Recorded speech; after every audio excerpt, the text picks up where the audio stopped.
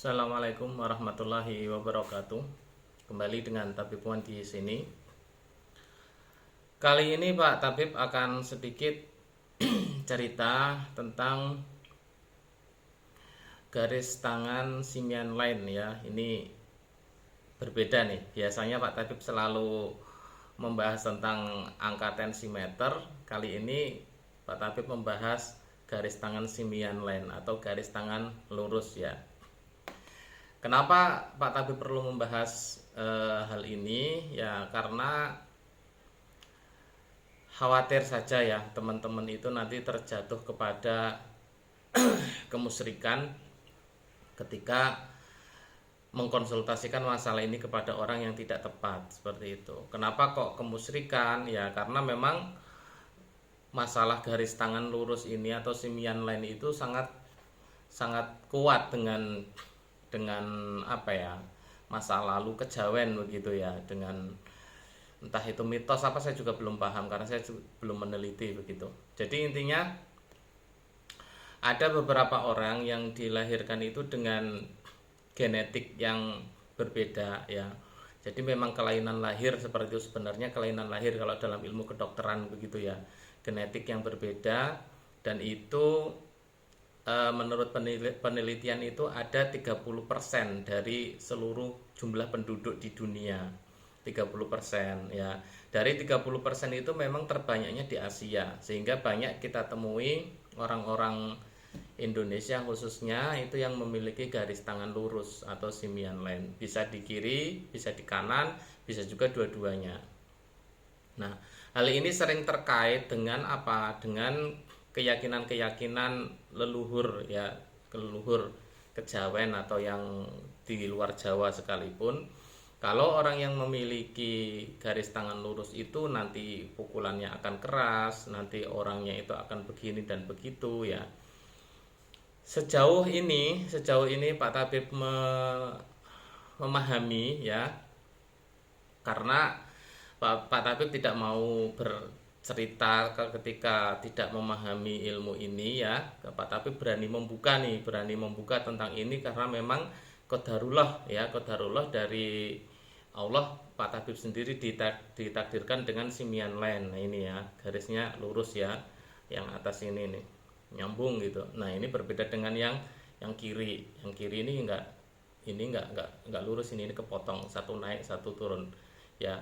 Garis kepala dengan garis hatinya berpisah. Kalau ini garis kepala dengan garis hatinya itu bergabung ya, lurus, kemudian di sini garis hatinya agak sedikit turun seperti itu. Nah, dari seluruh yang sering disampaikan terhadap ilmu ini, katanya kalau mukul keras dan sebagainya ya, tentunya itu akan keras atau tidak itu kalau dilatih ya, dilatih seperti itu. Mungkin melatih dengan yang lainnya gitu. Pak Tabib tidak membahas tentang itu dulu. Yang intinya adalah seseorang dilahirkan dengan garis tangan lurus atau tidak, atau dengan hal-hal kemampuan yang lain, itu semuanya itu tidak ada kaitan dengan apa namanya, dengan titisan-titisan leluhur seperti itu, nggak ada kaitan ya. Kalau membawa gen leluhur ya memang ada, karena Pak Tabib sendiri juga sudah pernah membahas ilmu ini kan.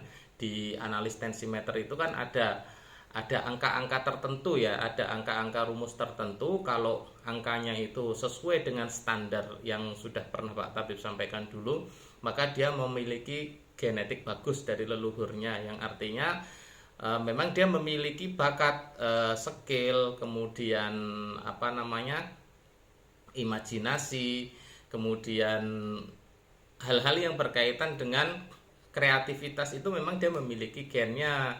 Misalkan kakeknya tukang ahli lukis atau ahli bikin kreasi apa, itu memang terkadang gen itu turun ya, tidak kesemuanya, nanti salah satu bisa jadi, entah kadang anaknya juga enggak, cucunya yang nuruni itu cucunya. Kalau itu memang ada ya, karena dari leluhur Pak Tabib sendiri, kakek Pak Tabib itu ahli dalam lukisan dan memahat ya. Jadi bikin apa namanya, kayu dibikin patung, dibikin hutan buatan itu tapi pakai kayu dipahat ukiran lah ya, ukiran itu memang ahli jago. Dan itu juga di genetik itu nuruni di dua cucunya ya, jadi di Pak Tabib sama sepupu sepupu Pak Tabib, bukan dari keluarga Pak Tabib juga, sepupu itu memang memiliki genetik yang sama dalam hal kreativitas gitu. Tapi ini tidak menjadikan seseorang itu lantas dia menjadi spesial kalau tidak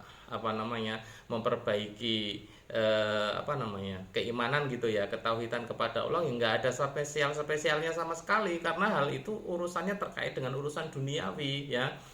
Jadi mau dia dilahirkan dengan garis tangan seperti ini juga, kalau orangnya itu tidak memantaskan diri dalam beribadah kepada Allah, ya secara kehidupan duniawi dia nggak ada manfaatnya, nggak ada gunanya, karena kita ini kan diciptakan untuk menyembah kepada Allah. Nah, manakala kita tidak bisa tunduk menyembah kepada Allah, bahkan sangat mengistimewakan yang seperti ini ya, nanti dia mengasah dirinya dengan tirakatan, dengan semedi ya, bertapa seperti itu, untuk meningkatkan spiritualnya, istilahnya dalam bahasanya itu, untuk melatih spiritualnya atau indera keenamnya. Itu juga buat apa kalau tidak menjadikan dia itu nanti tunduk dan patuh menyembah Allah secara ikhlas gitu ya. Yang artinya antara orang yang memiliki garis tangan begini dengan yang tidak, itu sama saja nilainya di hadapan Allah. Bahkan yang lebih mulia itu nanti siapa di antara mereka yang paling bertakwa, itu yang paling mulia. Ya, yang hal-hal semacam ini ya bonus. Artinya kalau orang yang memiliki garis tangan semian lain ini kemudian dia memiliki bakat-bakat itu, memang iya Pak Tabib juga akui, karena Pak Tabib juga demikian gitu. Tetapi perjalanan hidup itu kan akan mempengaruhi kita ya. Kalau kita tidak mengasah keimanan kita dalam konteks spiritual, di sini adalah ibadah kepada Allah, hanya kepada Allah saja menyembah ya, selain itu tidak boleh, maka tentunya ketakwaan ini yang menjadikan dia itu nanti bernilai di hadapan Allah, bukan dari takdir-takdir yang garis tangan ini, bukan ya. Atau yang tidak memiliki garis tangan seperti ini pun, ketika dia mau berusaha, berupaya menjadikan dirinya bertakwa kepada Allah, ya tentunya itu akan semakin menjadikan dia istimewa di hadapan Allah gitu ya. Karena kita sendiri kan tidak tahu para orang soleh terdahulu, para nabi dan rasul, seperti apa garis tangannya, kita nggak tahu. Tetapi mereka terpilih ya, terpilih menjadi hamba yang mulia pada saat itu. Bahkan Nabi Muhammad SAW menjadi yang paling mulia. Nah, bagaimana kita mengasah diri seperti itu untuk bisa menjadi orang yang mulia di hadapan Allah, tidak yang tergiur dengan seperti ini. Kalau memang ada yang kasus-kasus seperti ini, ya tadi saya ulangi, anggap ini bonus saja, bonus untuk bekal duniawi ya kalian gitu ya. Jangan digunakan yang tidak baik kemudian bertemu dengan paranormal terus kemampuan diasah indera keenamnya, jangan yang seperti itu. Nanti kalau ke arah seperti itu, memang kalian akan cepat bisa terasa karena memiliki gen itu ya, memiliki gen leluhur itu, tapi itu kan tidak baik ya, itu tidak baik. Mending belajar ilmu-ilmu yang lain lah ya, ilmu-ilmu bisnis, ilmu-ilmu kreativitas, ilmu-ilmu kesehatan, itu juga nanti bermanfaat untuk orang lain ya. Meskipun ilmu supranatural itu diklaim ya bermanfaat juga, tapi karena dalam situasi Pak Tabib bicara ini sebagai seseorang yang sangat tidak suka dengan hal-hal yang berbau kerjasama antara manusia dan jin ya dalam dunia akidah Pak Tabib seperti itu, maka ya tentu Pak Tabib tidak menyarankan ke arah situ ya. Makanya Pak Tabib membahas nih masalah ini bagi teman-teman yang memiliki istilahnya itu gen-gen leluhur atau titisan-titisan leluhur itu, jangan diasah spiritual supranaturalnya, berbahaya ya, berbahaya. Karena kalau sudah berbau dengan kerjasama dengan jin itu nanti kalian sendiri yang akan repot. Jadi asah aja skill umumnya, skill duniawinya saja asah seperti itu.